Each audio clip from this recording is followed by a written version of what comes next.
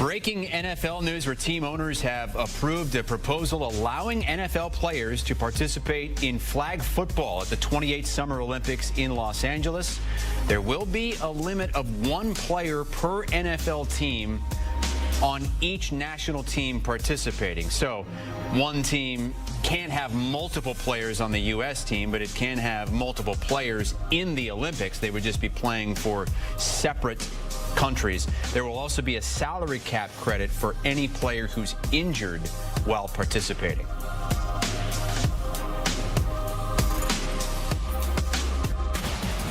Got breaking NFL news. Team owners have approved a proposal allowing NFL players to participate in flag football at the 28th Summer Olympics in Los Angeles.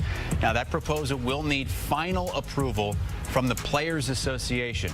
There would be a limit of one player per NFL team on each national team participating. So you can't have two United States players from one team. There would also be a salary cap credit for any player who's injured while participating. Our Jonathan Jones has been following this news all week and joins us now. JJ, I know this isn't the end of things. This doesn't make it completely official. What are the other hurdles that we're going to have to jump through here before we see stars, NFL stars, in the 28 Olympics? Yeah, some substantial hurdles, certainly. Like flag football was always happening in the 2028 games. It's no guarantee it's going to take place in the 2032 games. So this could be a one and done, right? And it's going to be taking place in Los Angeles. Today's approval of a resolution, that was a rubber stamp. This was a unanimous approval. As soon as the resolution came out last week, we knew that on today it was going to get approved. And so there was actually no debate even in the room, I'm told. It just passed. So now, what is next? This is a resolution to allow everyone the ability to talk more about figuring out the other issues. You mentioned a salary cap credit. If someone is injured, you have to deal with insurance policies. Who's paying those insurance policy premiums? What team is willing to give up a player or two to go represent their country or countries, for example, in 2028. You also, I want people to understand this, because while the Olympics are going to take place in mid to late July of 2028, you're going to have to practice. You're going to have to actually qualify. You're going to have to practice. You're going to have to team build. That's going to be a process that takes a year, and it will be inconvenient and incompatible with the NFL's off-season schedule and potentially with the regular season schedule as well. You are going to miss time with your team in a pursuit of a Lombardi. And so how many teams are going to be willing to let star players go do that? And so I don't mean to throw some cold water on all this. I know that there's a lot out there right now, Chris, about, oh, the U.S. is about to assemble the dream team. Maybe, but also maybe not. Yeah, what's that rule? It was kind of in the middle of the read that I made for this breaking news, that you can't have multiple U.S. players from one team. I mean, if one team has 3 U.S. stars, they're only going to be able to pick one of them out of there? That's exactly right. So for the U.S. team, first of all, there's only going to be 10 players, right? This is 5-on-5. And because of the way that flag football is set up, you're going to want some versatility as well. You're going to need some players who can play on both sides. So like a Travis Hunter, for example, is the perfect sort of player for a flag football team, right? If you only have 10 spots, then versatility is going to be at a premium. The NFL does not want to see 2 players from the same team on the same country. But if, let's take the Detroit Lions, for example. Jared Goff, let's just pretend that he winds up being the quarterback for Team USA. Well, Amon-Ra St. Brown has German citizenship.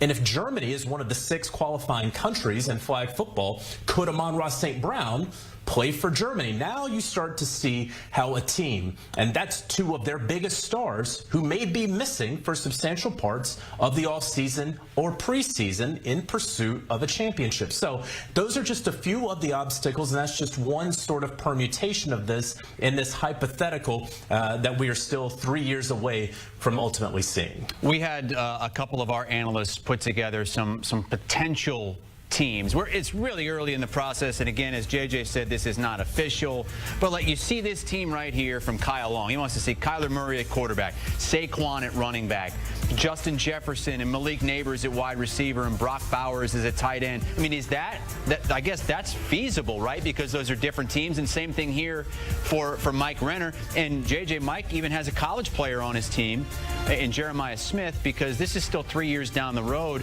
And I got to imagine, JJ, that it won't just be limited to NFL players, right? No, it will not just be limited to NFL players. And that, Chris, is another fantastic point that I think a lot of folks right now, because they are so excited, may be missing, or maybe they're just not hip to. So let me be clear about this. It is not about whether you are the best football player. It's about whether you are the best flag football player. And I understand that people hearing me say that may roll their eyes. I'm not at all saying that the best flag football quarterback is better than Patrick Mahomes at football. Of course, I am not saying that. But there are certain strategies involved. There's certain philosophies, offensively and defensively. I'm going to give you a perfect example. In flag football, you can't use a stiff arm when you are carrying the football. And so if somebody wanted a Derrick Henry on their fantasy flag football team, maybe that's not the guy to get. Right? But if you were starting a football team right now and you need a running back, Derrick Henry is very much at the top of your list. Again, you may think that you have 3, 4, 5 better wide receivers than Travis Hunter, but because there are 10 players and because some may have to play offense and defense, why don't you go ahead and make sure that you can get a guy who potentially can defend the pass as well as catch the pass? The field is shorter, and so any sort of deep threat, for example, at receiver, well, routes aren't going to have as long to develop necessarily. So you don't need the guy whose route takes several seconds and it develops 18 yards down the field. That's not happening in flag football. A lot of nuances to flag football, a lot of very good flag football players as well who have been doing this for many years. And so I don't know if 10 NFL players are just going to parachute in, or if they're going to be 8 and 2, let's call them flag lifers. I think there's going to ultimately be a mix here. What that mix is, if it's 5 and 5, 8 and 2, 9 and 1, remains to be seen. Now, just looking at some of the rules for the 28 Olympics, the field is 70 by 25 yards, 2 20-minute halves, 4 downs to reach midfield, and then 4 downs to score, and no run plays within 5 yards of the end zone. That means, I guess, no tush-push in the 28 Olympics, and maybe not next season either. Roger Goodell has made a statement on this saying, quote, "It's an incredible honor for any athlete to represent their country in the Olympics, which is the pinnacle of global sport. I know firsthand that the inclusion of flag football in the Olympics has sparked a tremendous amount of excitement among NFL players interested in the chance to compete for their country on the world stage. We are thrilled that they will now have that chance." There's also players here that we've compiled, maybe not the biggest names in the sport, but some players from other countries. JJ, do we know how many countries could be involved and what the qualifying process is going to be for this? Yeah, great question. It is unclear exactly what the qualifying process ultimately is going to be, but I can tell you, if you look at the rankings, the IFAF, International Federation of American Football, their rankings, Team USA, of course, is #1 in the men's side, followed by Austria, Mexico, Germany, France, and Italy. And so those are the top 6 in the rankings. And so if they wind up going off of rankings, and the rankings stay the same, those would be the 6 teams and 6 nations that are represented on the men's side of 2028 flag football. And so you could pull from any one of those guys that we saw earlier, perhaps. I mentioned Amon-Ra St. Brown with German citizenship. One thing to be on the lookout for that I was talking with sources about over this week, there may be some nations who try to recruit current NFL players who say, hey, you're not going to make it on the U.S. side, or maybe your odds of making it on our side are so much better. So why don't we go ahead and give you some sort of naturalized citizenship? Look, the games are still 3 years away. I don't know about that paperwork. I'm a U.S. citizen and hopefully always will be. But I assume that 3 years is far and away enough time to sign up for another country and legally, if you will, permissibly play for them. And